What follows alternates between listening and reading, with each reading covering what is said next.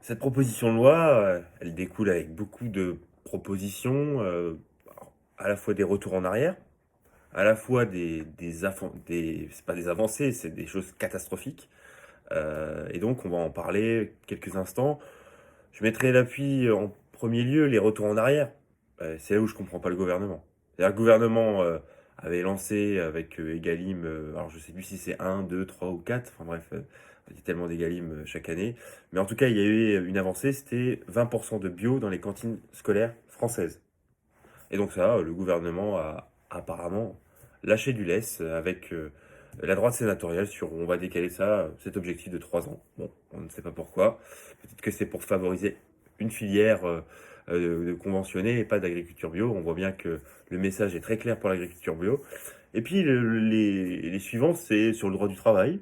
Là, on décide de se lâcher. On veut dire, on ouvre un peu, on assouplit le droit du travail pour prendre plus de personnes précaires, même pourquoi pas des gens au RSA pour les installer rapidement. Moi, je pensais que l'agriculture, ça demandait un savoir-faire, de la formation, et on peut pas faire non plus tout et n'importe quoi. Donc, en l'occurrence, là, euh, d'après ce qu'on comprend, c'est on peut récupérer de la main-d'œuvre pas chère à bon prix.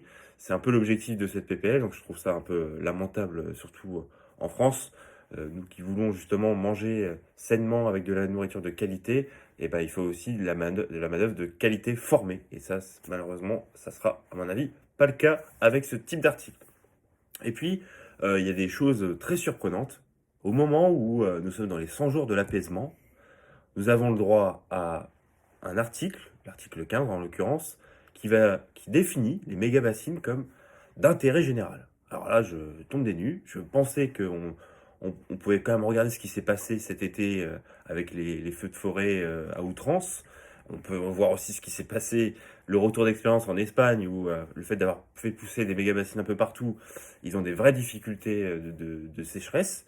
Et donc, tout ça, bon an, mal an, je me dis, bah, comment ça se fait? Comment on peut en arriver là à voter ce genre d'article? Et puis, il y a un article aussi sur l'épandage des pesticides par des drones. Là encore, je tombe des nues. Je tombe des nues quand j'ai vu aussi d'ailleurs le fait que la droite sénatoriale souhaite suspendre le retrait d'un produit phytosanitaire. Enfin voilà, tout ça démontre des retours en arrière, euh, des, des ouvertures sur certains domaines de la mégabassine. On sait que c'est un sujet clivant en France. Les pesticides, on sait que c'est un sujet clivant en France, mais non, on se lâche. C'est comme ça que je vous disais tout à l'heure, la droite sénatoriale s'est lâchée. Et au-delà de tout ça, les nombreux articles sont assez drôles. À quelques mois d'une autre programmation, l'objectif premier, c'était aussi d'exonérer de crédit d'impôt l'agriculture déjà qui ont des moyens financiers conséquents, puisque on va pas se le cacher, tous ces crédits d'impôt, c'est très bien, voilà, mais en réalité, ça va servir uniquement celles et ceux qui ont déjà les moyens d'investir dans des nouveaux matériaux, dans des nouveaux outils pour cultiver.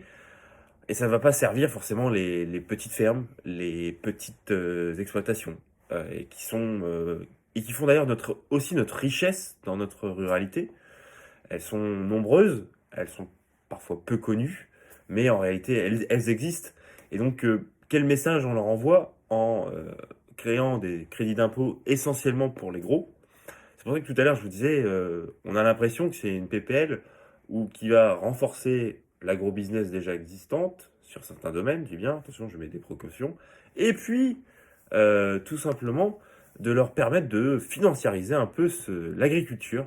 Donc il y a eu un laisser-faire, en fait, c'est ça, le laisser-faire, c'est le terme, vision un peu libérale. On nous a dit que ce n'était pas un texte dogmatique, en réalité, ça l'est à 100%. J'ai pas trouvé une virgule, un article qui, en tout cas, nous fait penser le contraire. Et puis, alors, le truc très drôle, c'est on installe un haut commissaire qui va organiser tout ça, la vision de l'agriculture française, relancer la compétitivité, etc. Bon, tout ça est bien joli, mais en réalité, c'est qu'on est à quelques mois de la loi de programmation sur ce sujet.